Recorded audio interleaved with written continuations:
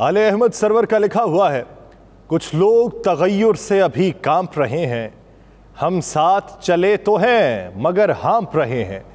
नारों से सियासत की हकीकत नहीं छुपती, उरिया है बदन लाख उसे ढांप रहे हैं।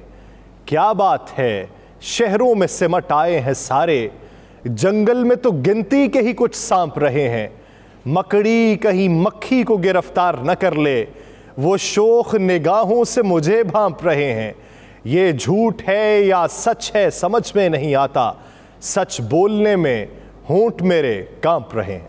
नाज़रीन, मैं हूं यासिर रशीद और आप मेरा व्लॉग देख रहे हैं। नाज़रीन, गुज़श्ता व्लॉग्स में बताया गया था कि दुबई प्लान की हकीकत क्या है। दुबई के अंदर जो मुआहदे हुए वो मुआहदे नाकाम रहे। वहाँ पर ना तो सीट एडजस्टमेंट की बात हो सकी, ना ही आइंदा इंतखाबात में साथ चलने की बात हो सकी, ना ही किसी एक नाम के ऊपर इत्तफाक हो सका, ना ही दोबारा बरसरे इक़्तिदार आने के ख्वाब पूरे हो सके। तमाम ख्वाब चकनाचूर रहे, जिसके ऊपर मोहरे तस्दीक सब जो है वो मुख्तलिफ बयानात ने किए। पाकिस्तान पीपल्स पार्टी के तर्जुमान फैसल करीम कुंडी साहब ने भी ये कहा कि हमारी सीट एडजस्टमेंट के हवाले से कोई बात नहीं हुई। पाकिस्तान मुस्लिम लीग नून ने भी कहा कि सीट एडजस्टमेंट के हवाले से कोई बात नहीं हुई। ज़रा ये बताते हैं कि मियां मोहम्मद नवाज शरीफ लंदन में जो आके बैठे थे, लंदन से उन्होंने पाकिस्तान आना था, लेकिन जो कानूनी माहिरीन थे उन्होंने पेचीदगियों को वजह किया, जिसके बाद लंदन से पाकिस्तान आने का इरादा तर्क कर दिया गया। ज़रा ये भी बताते हैं कि उस शख्सियत को वहीं पर रहने का कहा गया है जहाँ वो पहले से रह रहे हैं। और बात यहां पे ये बन रही है, मंजरनामा ये वजह हो रहा है कि आने वाले दिनों के अंदर पाकिस्तान पीपल्स पार्टी बरसर इक़्तिदार नहीं आएगी। पाकिस्तान मुस्लिम लीग नून के अंदर भी मुस्तकबिल मियां मोहम्मद नवाज शरीफ साहब का नहीं होगा। रास्ता जो हमवार किया जा रहा है वो दोबारा से मियां मोहम्मद शहबाज शरीफ साहब के लिए किया जा रहा है, लेकिन उसके ऊपर कितने फरीकैन का एतमाद है, कितने इत्तेहादियों का एतमाद है, ये अलग बात है। मौलाना फजलुर रहमान आज फटे।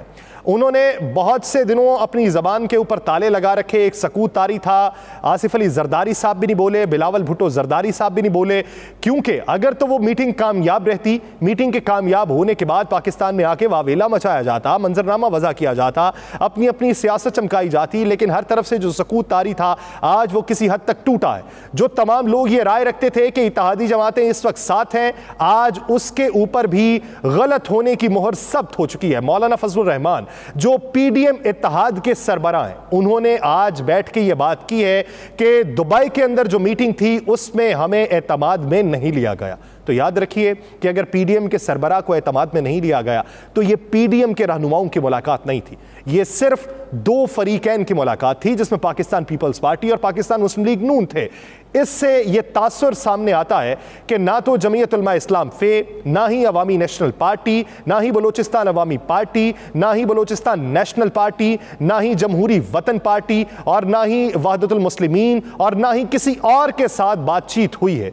बातचीत अगर हुई है तो सिर्फ दो अशखास के माबैन हुई है, और वो बातचीत कहा यह जा रहा है कि पाकिस्तान के सियासी मंजरनामे पे नहीं हुई, पाकिस्तान में इंतखाबात के हवाले से नहीं हुई, बल्कि पाकिस्तान में एक शख्सियत का रास्ता हमवार करने के लिए और किसी दूसरे तबके को दबाने के लिए या किसी दूसरे तबके से अपनी अलग सलैक ठीक करने के लिए हुई है। लेकिन वो बातचीत नाकाम रही है, जिससे आने वाले दिनों के अंदर पाकिस्तान पीपल्स पार्टी, पाकिस्तान मुस्लिम लीग नून, जमीयत उलमा इस्लाम फे किसी भी इत्तेहाद का हिस्सा दिखाई नहीं दे रहे। अपने अपने तय ये इलेक्शन लड़ेंगे।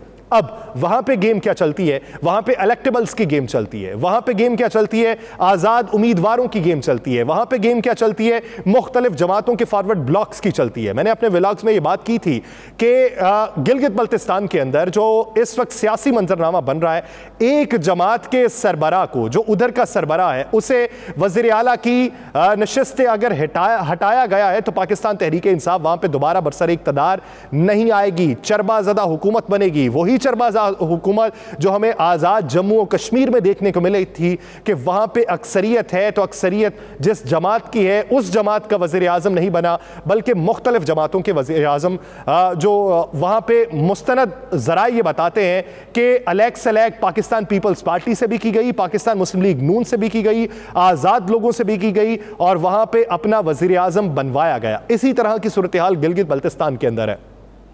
साबिक वज़ीर ख़जाना गिलगित बल्तिस्तान जावेद बनवा जो है, उन्होंने एक ग्रुप बनाया। वो ग्रुप फॉरवर्ड ब्लॉक का नाम नहीं ले रहा, वो ग्रुप कहता है हम ख्याल ग्रुप हैं। ऐसा ही हम ख्याल ग्रुप पंजाब के अंदर भी मौजूद था, जिसको मुराद राज साहब लीड कर रहे थे, जिसको साबिक पंजाब के वजीर दाखिला लीड कर रहे थे, वो हम ख्याल ग्रुप जाके मर्ज हो गया इस्तेहकाम पाकिस्तान पार्टी में। इसी तरह का हम ख्याल ग्रुप जो है वो इस वक्त गिलगित बल्तिस्तान के अंदर है। लेकिन पंजाब और गिलगित बल्तिस्तान की जो सूरत हाल है वो मुख्तलिफ इस तरीके से है कि यहाँ पे जो हम ख्याल ग्रुप था वो इस वक्त असेंबली के मेंबर नहीं है, वहाँ पे जो हम ख्याल ग्रुप है वो इस वक्त असेंबली के मेंबर है। वहाँ पे जो जोड़ तोड़ जारी है उनके मुताबिक 6 से 7 अराकीन ऐसे हैं जो हम ख्याल ग्रुप के अंदर मौजूद हैं जिनका ताल्लुक पाकिस्तान तहरीक इंसाफ से है। जावेद मनवा साहब जो है वो पाकिस्तान तहरीक इंसाफ की टिकट के ऊपर मेंबर जीबी असेंबली नहीं बने थे, बल्कि वो आज़ाद उम्मीदवार के तौर पर मैदान में उतरे थे, कामयाब हुए और बाद में पाकिस्तान तहरीक इंसाफ के अंदर उन्होंने शमूलियत इख्तियार कर ली थी। 33 का इस वक्त जीबी हाउस है और 33 में से एक जो वजीर आला है वो नाहल हो चुके हैं, अब 32 का हाउस है, तो 32 में से जो अक्सरियत हासिल कर लेगा वो अपना वजीर आला मुंतखब करवा सकता है। तो जावेद मनवा साहब के मुताबिक उनके जो राबिते हैं वो पाकिस्तान पीपल्स पार्टी से भी हैं, पाकिस्तान मुस्लिम लीग नून से भी हैं और उनके मुताबिक 17 अफराद जो है वो मिल के वजीर आला बना सकते हैं। अब वहां पे डिफेक्शन क्लॉज नहीं लगती जिस तरह डिफेक्शन क्लॉज पंजाब के अंदर लगी थी कि एक पार्टी जो है, पार्टी का मंशूर और है, पार्टी की गाइडलाइन और है, पार्टी के सरबराह या पार्टी सेक्रेटरी की जो फरमान और है, और अगर आप उसके खिलाफ जाते हैं तो आपके ऊपर नाहली की तलवार लटकती है, आपको अपनी नशिस्त भी खोना पड़ सकती है और आपके जो वोट हैं वो भी गिनती नहीं किए जाएंगे। लेकिन अगर देखा जाए गिलगित बल्तिस्तान को, तो गिलगित बल्तिस्तान में ये डिफेक्शन क्लॉज क्यों नहीं लगती कि गिलगित बल्तिस्तान के ऊपर आईने पाकिस्तान जो है वो लागू नहीं आता, वहां के अपने रूल्स हैं। गिलगित बल्तिस्तान को एक रियासत के तौर पे देखा जाता है तो उनके जो रियासती दस्तूर है, रियासती उमूर है, रियासती कानून है, उसके मुताबिक कोई भी शख्स जो है वो अपनी हिमायत किसी के भी पलड़े में डाल सकता है। इसीलिए वहां पे अब जो हुकूमत बन रही है वो एक ऐसी हुकूमत बन रही है जो मखलूत हुकूमत है, जिस तरीके की हुकूमत हमें विफाक में देखने को मिली। उन जावेद मनवा साहब से मैंने सवाल किया, मैंने पूछा कि आप क्यों समझते हैं कि आपकी अपनी पार्टी के अंदर से वज़ीर आला नहीं आ सकता, तो उनका यह मानना है कि हमारी अपनी पार्टी जो है वो इस वक्त विफाक के मुखालिफ है और गिलगित बल्तिस्तान की तमाम तर नजरें, तमाम तर उनके तरक्याती मंसूबे विफाक के मरहूने मिन्नत होते हैं। तो ऐसा हो नहीं सकता कि विफाक के अंदर कोई और हुकूमत हो, गिलगित बल्तिस्तान में कोई और हुकूमत हो और वहां पे कम्युनिकेशन गैप आए और कम्युनिकेशन गैप का जो खमियाजा है वो पूरे अवाम को भुगतना पड़े। तो मैंने उनसे सवाल किया कि विफाकी हुकूमत तो सिर्फ 1 माह की है, कैसे मुमकिन है कि विफाकी हुकूमत के साथ मिलकर अभी आप एक चरबाज़दा हुकूमत बना लें और फिर 1 महीने के बाद जब विफाक में निगरान हुकूमत आ जाएगी उसके बाद मुस्तकबिल का अंदाजा किसी को भी नहीं है कि कौन सी हुकूमत बरसर इक़्तिदार आएगी, तो फिर आप 1 महीने के लिए कोई ऐसा शख्स नामजद कर लें कि जिस शख्स को बाद में तब्दील किया जा सकता हो, तो इस बारे में ही वो मखमसे का शिकार है। यानी उन्हें यह लगता है कि जल्दबाजी जो है वो हमारे गले भी पड़ सकती है और जल्दबाजी हमें देरपा फैसलों के लिए भी सहूलतकार साबित हो सकती है। अब देखिए कि गिलगित बल्तिस्तान में क्या बनेगा, लेकिन मजमूई तौर पे मंजरनामा एक ऐसा बनना शुरू हो गया कि वो करीब के अंदर जो इत्तेहाद था 13 जमातों का, तो उसमें 14वीं जमात एमकेएम भी साथ में मिली, अब वो इत्तेहाद बरकरार रहता हुआ दिखाई नहीं दे रहा। अब हर किसी को अपनी पड़ी हुई है, एक पार्टी के अंदर 2 धड़े हैं और वो 2 धड़े ये पाकिस्तान मुस्लिम लीग नून के लिए क्रेडिट भी है कि पिछले 2 साल के अंदर उनमें 2 नजरियात हैं, 2 तरह के तबकात हैं।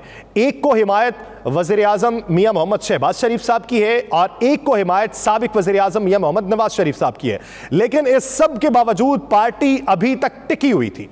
अब मौजूदा सूरत हाल के अंदर फैसला यह होना है कि पार्टी किस हद तक बरकरार रहती है, आने वाले दिनों में किस हद तक मंजरनामा उनके हक में रहता है और वो अपनी वापसी का रास्ता हमवार कर सकते हैं। लेकिन यहां पे 2 चीजें जो मंजर आम पे आई हैं, उन्होंने विफाकी हुकूमत के दावों की कलई खोल के रख दी है। एक वो दावा कि IMF के साथ जो डील पाकिस्तान तहरीक इंसाफ ने की थी और 7 जो रिव्यू IMF के साथ पाकिस्तान तहरीक इंसाफ ने किए थे, इन्होंने वो उस डील को अधूरा छोड़ा था जिसका खमियाजा हमें भुगतना पड़ा। हम 8वें रिव्यू के बाद 9वें रिव्यू में नहीं जा सके कि हमारा स्टाफ लेवल का मुआहदा नहीं हुआ। लेकिन IMF का जो वफ्द पाकिस्तान तहरीक इंसाफ के चेयरमैन या उनके दीगर ओहदेदारों से मिलने गया, वहां पे सवालात IMF के नुमाइंदगान ने नहीं किए बल्कि पाकिस्तान तहरीक इंसाफ ने किए और IMF ने उसके जवाब दिए। एक कलई तो वहां पे खुली कि अगर IMF के साथ पाकिस्तान तहरीक इंसाफ के ताल्लुकात ठीक नहीं थे तो वहां पर गिले शिकवे क्यों नहीं किए गए। उनसे यह यकीन दहानी ये जरूर मांगी गई है कि अगर आपकी हुकूमत आती है या आपके हिमायत करदा लोग उसमें शामिल होते हैं या आप अपोजिशन में मौजूद होते हैं, तो इस मुआहिदे की खिलाफ वर्जी करने के लिए आप इकदाम नहीं उठाएंगे, तो जिसके लिए एक शर्त रखी गई है कि पाकिस्तान के अंदर आम इंतखाबात वक्त मुकर्रर के ऊपर हों और आम इंतखाबात को शफाफ बनाने के लिए इकदाम किए जाएं, जिस पे IMF ने यह कहा कि पाकिस्तान के सियासी मामलात के अंदर हम ज्यादा दखल अंदाजी नहीं कर सकते, हम इसकी गारंटी आपको नहीं दे सकते, लेकिन बातचीत जरूर कर ली जाएगी। वफाकी वज़ीर इत्तलात मरियम औरंगज़ेब ने कहा कि IMF की PTI चेयरमैन से जो मुलाकात हुई है यह सियासी अमल का हिस्सा है। अब पहले ये क्या उस तासुर को जायल करने की कोशिश की जा रही है कि जिस तासुर के तहत यह बयान किया जा रहा था कि हुकूमत आपकी है, हुकूमत की तमाम जमातें इत्तहादी आपकी हैं, इत्तहादी जमातों के सरबराहान से मुलाकात करने की बजाय, यानी मुलाकातें अगर करना थी तो पाकिस्तान पीपल्स पार्टी के बाद JUIFA से करते, JUIFA के बाद ANP से करते, ANP के बाद MKM से करते, MKM के बाद BAP से करते, BNP से करते, JWP से करते, आप इन लोगों से मुलाकातें करते, लेकिन आपने मुलाकात PTI से कर ली जो इस वक्त सियासी मंजरनामे का हिस्सा भी नहीं है। तो उनसे मुलाकात से यह तासुर गया कि बैनुल अक़वामी सतह के ऊपर जो एस्टैब्लिशमेंट है वो अभी भी पाकिस्तान तहरीक इंसाफ, पीपल्स पार्टी और PMLN को ही तीन बड़ी सियासी जमातें कंसीडर करती हैं और उन्हीं के साथ बातचीत करना चाहती हैं। तो उस तासुर को जायल करने के लिए हुकूमत अब यह कहती है कि यह सियासी अमल का हिस्सा है। IMF ने तमाम सियासी जमातों से मुलाकातें की हैं, लेकिन उन्हें यह लगता है कि IMF ने PTI चेयरमैन से कहा होगा कि 2022 के मार्च की तरह इंतशार और फसाद फैला के मुल्की मईशत को तबाह न करना, आइंदा आम इंतखाबात पर पाकिस्तान पीपल्स पार्टी के साथ जो इत्तेहाद है उसके सवाल पर वफाकी वज़ीर इत्तलात ने कहा कि इसका फैसला पार्टी क़यादत करेगी। अगले वज़ीर आज़म के हवाले से पूछे जाने सवाल पर भी मरियम औरंगज़ेब ने कहा कि यह फैसला पाकिस्तानी अवाम का होगा। एक रोज पहले IMF के वफ्द ने पाकिस्तान तहरीक इंसाफ के चेयरमैन से ज़मान पाक लाहौर में मुलाकात की। IMF के वफ्द और चेयरमैन PTI के दरमियान मुलाकात 1 घंटे से ज़ायद वक्त तक जारी रही, जिसमें शाह महमूद कुरैशी साहब भी मौजूद थे, उमर अयूब साहब भी मौजूद थे, मुजम्मिल असलम जो इनके माहिर मईशत रह चुके हैं और मुशीर मईशत भी रह चुके हैं वो भी साथ में मौजूद थे। तो मुलाकात में PTI के वाइस चेयरमैन शाह महमूद कुरैशी भी शरीक थे और उन्होंने भी सवाल किए। साबिक वज़ीर ख़जाना शौकत तरीन ने वीडियो लिंक पे IMF वफ्द को ब्रीफिंग दी है। उन्होंने ये बताया है कि ये मॉडल अभी जो मंजूर कर रहे हैं, इस मॉडल को मंजूर करने के बाद अवाम के ऊपर जो बोझ पड़ रहा है उस बोझ को किस तरीके से कम किया जाएगा उसका वे आउट हमें दें। PTI रहनुमा हम्माद अजहर ने फिर ट्वीट करके बताया कि एस्टर फ्रेज मुलाकात में मौजूद थी और चीफ नेथन पोर्टर ने वाशिंगटन से वर्चुअल शिरकत की थी और इसका पूरा मैं बैकग्राउंड आपको कल के व्लॉग में बता चुका हूं। $3 अरब का जो स्टैंड बाय अरेंजमेंट है वो उनके मुताबिक वो डिजाइन करता ऐसा है कि $1 अरब जो है वो मौजूदा हुकूमत को दिया जाएगा, $1 अरब निगरान हुकूमत को दिया जाएगा, $1 अरब अगली हुकूमत को दिया जाएगा। यूं ये जो 9 माह का मुआहिदा है ये $3 अरब 3 मुख्तलिफ हुकूमतों को दिए जाएंगे। अगर ये नहीं होते तो फिर मौजूदा सूरत हाल के तनाजुर में कौन सी चीज़ चलेगी? पाकिस्तान में जो सियासी और माशी मंजरनामा है ये आज़ाद मंडी है और आज़ाद मंडी में मारा मारी पे क्या हर किसी ने बैत कर ली है? कौमी असम्बली ने पेश करदा बजट से हटके आलमी मालियाती इदारे की डिक्टेशन को मिन्नुअन बिला जांचे उस पे आमीन कहा है और उसे पास कर दिया है। यूं अपनी खुद मुख्तारी IMF के पास रहन रखवा दी गई है। 9 माह के अबूरी अरसे के लिए भी आलमी इदारे को सियासी इस्तेहकाम की यकीन दहानियां चाहिए। शायद 8 हफ्तों की हुकूमत और इसमें शामिल जमातों को अच्छे चलन की जमानत देनी पड़ेगी और तहरीक इंसाफ भी अपनी फूटी किस्मत पर किसी अश्कशोई की मुतमन्नी हो सकती है। जब भी सियासतदान मुकालमा कर लेते थे तो बड़े मार्के और अहदाफ हासिल कर लिया करते थे। जैसे अगर माजी का हवाला ले लिया जाए तो 1973 का जो आइन था वो पीपल्स पार्टी, नेशनल अवामी पार्टी और जमीयत उलमा इस्लाम के सह फरीकी मुआहिदे की देन था। बेनज़ीर भुट्टो, नवाज शरीफ के माबैन मिसाके जमहूरियत ने जमहूरियत की बहाली की राह निकाली थी और एक 15 साला जैसे कैसे जमहूरी अमल को जारी रखने की सबील पैदा की गई थी।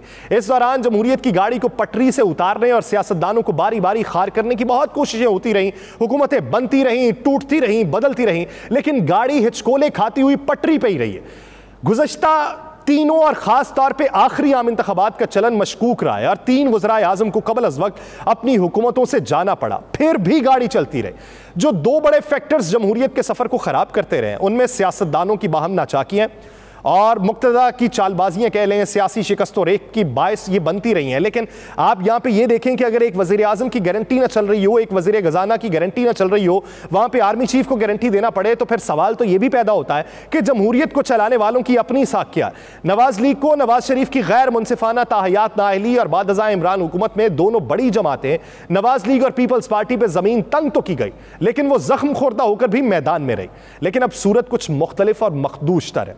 इसमें साबिक हुकूमत जो है उसमें रहने वाले लोगों की अदम बर्दाश्त और सियासी इंतकाम और हुकूमत से निकलने पर चेयरमैन पीटीआई की सियासत और मुहिम जोई ने पूरे सियासी निज़ाम की चूलें हिला दी। अब इसमें कुछ लोग ये कहते हैं कि ये चूलें पीटीआई ने हिलाई हैं, कुछ लोग ये कहते हैं हुकूमत ने खुद हिलाई हैं, हुकूमत ने खुद गड़े खोदे हैं जिसमें वो जा गिरी है। हुकूमत से निकलने पर चेयरमैन पीटीआई ने ना सिर्फ कौमी असम्बली से इस्तीफा दिया, अपनी 2 सूबाई हुकूमतों को तोड़वा के सियासी बहरान को पैदा किया। उनके नज़दीक ये एक सियासी पत्ता था, लेकिन फिर बेशतर रहनुमा ऐसे थे, उनके नज़दीक अगर पंजाब और खैबर पख्तूनख्वा की हुकूमत रहती तो मौजूदा सूरत हाल कदरे मुख्तलिफ हो सकती थी।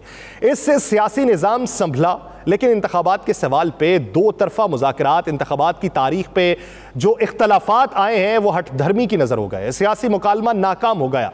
सियासी शहादत के जोश में 9 मई को जो कुछ हुआ वो तहरीक इंसाफ के गले पड़ गया और फिर उसके बाद मुख्तलिफ हीले बहानों से वापस आने की कोशिश होती रही, लेकिन मौजूदा सूरत हाल में तहरीक इंसाफ को खमियाजा भुगतना पड़ा। अगर इंतखाबात पर 2 तरफा बातचीत को कामयाब होने दिया जाता तो सियासी गर्दो गुबार छट जाता और पार्टी इस इंतखाबी अमल में कूद चुकी होती और इसके साथ साथ इश्तियाल अंगेजी जो है उससे हम किनारा कश हो चुके होते।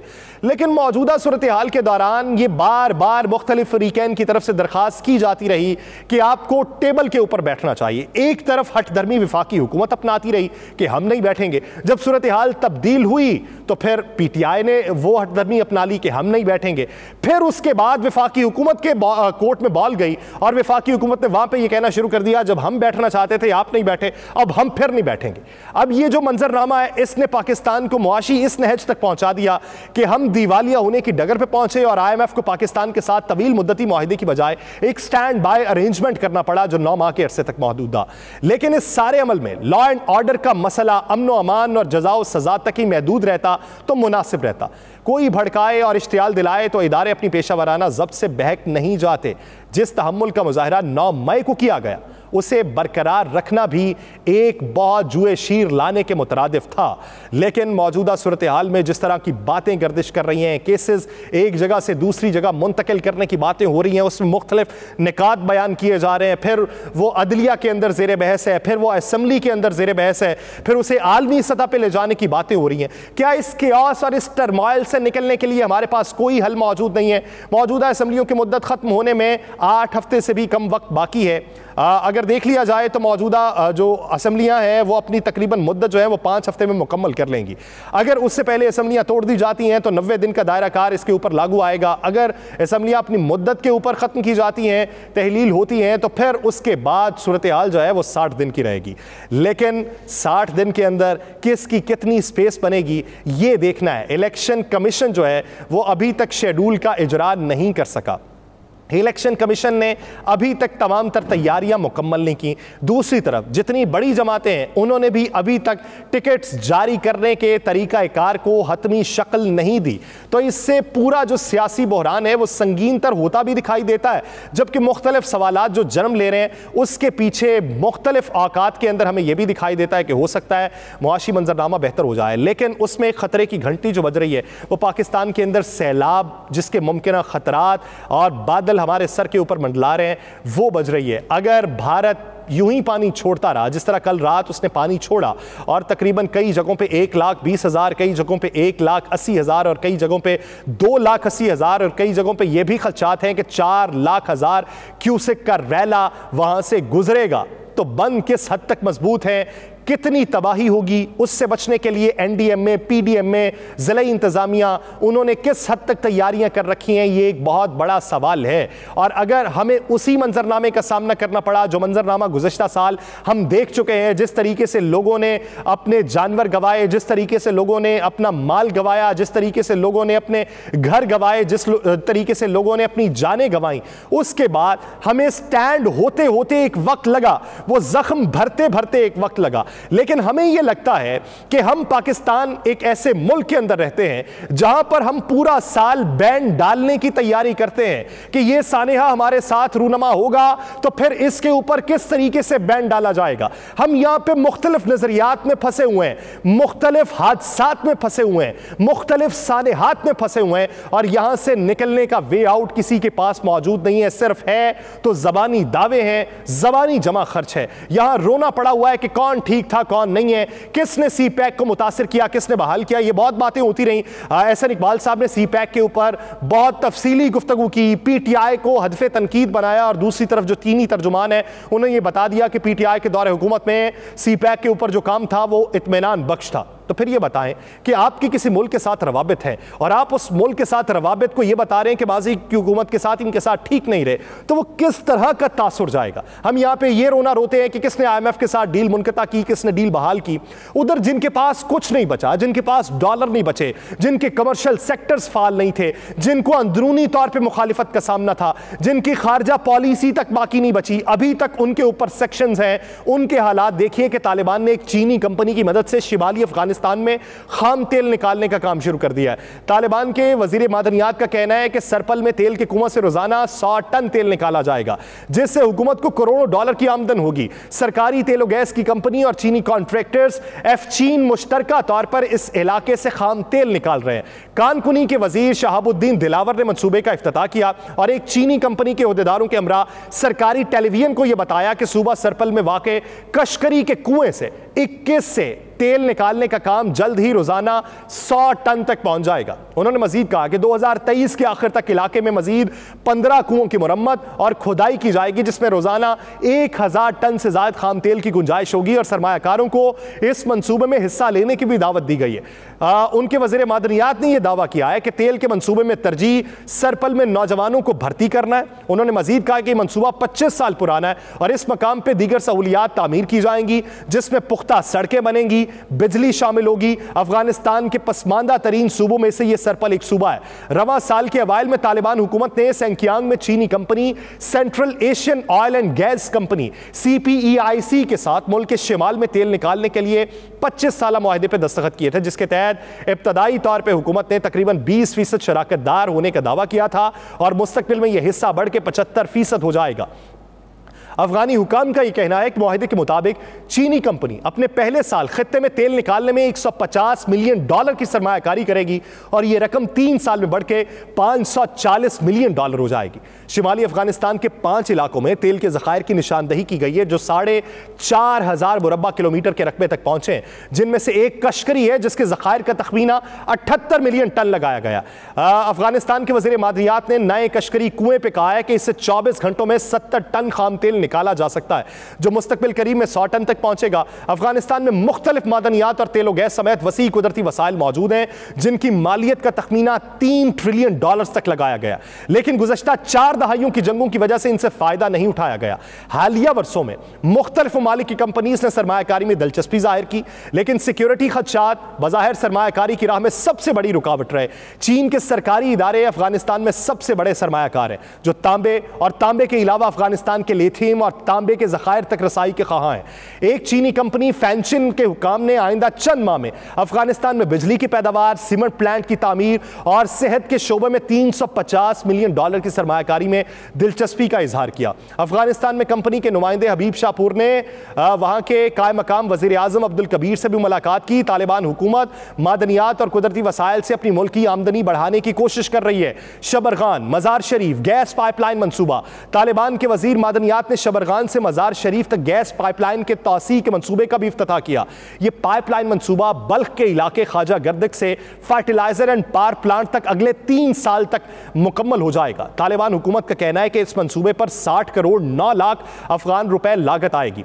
नायब वजारत के मुताबिक यह गैस पहले फर्टिलाइजर और बिजली, फिर ग्लास बनाने और बिजली की पैदावार की सनतों में इस्तेमाल की जाएगी और दूसरे मरहले में इसे रिहायशी घरों में इस्तेमाल किया जाएगा। यह पाइपलाइन 24 घंटों में 1,70,000 मकब फिट गैस जो है वो दरियाफ्त करने की सलाहियत रखती है।